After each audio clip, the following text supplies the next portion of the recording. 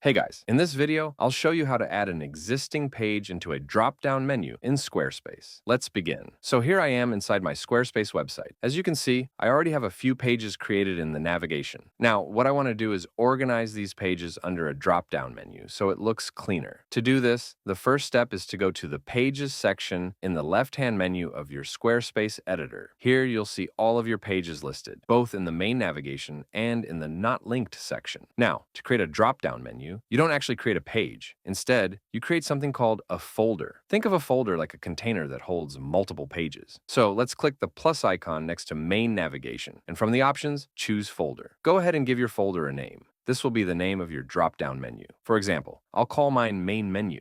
Once the folder is created, you'll see it appear in your navigation list. Right now, it's empty. To add existing pages into it, simply drag and drop the pages you want into this folder. For example, I'll take these 3 pages and drag them right underneath the folder. As soon as you drop them in, they'll appear slightly indented under the folder name. This indentation shows they are now inside the folder, meaning they'll show up as a drop-down menu when visitors hover over or click the folder name on your website. You can also rearrange the order of the pages within the folder by dragging them up or down. Squarespace updates this in real time, so you can preview it right away. Now let's go to the live site and refresh. You'll see that instead of all the pages being listed individually in the navigation, we now have one main menu item. And when you hover over it, a drop-down opens, showing all the pages we placed inside. And that's it. That's how you add existing pages into a drop-down menu in Squarespace. Thank you for watching.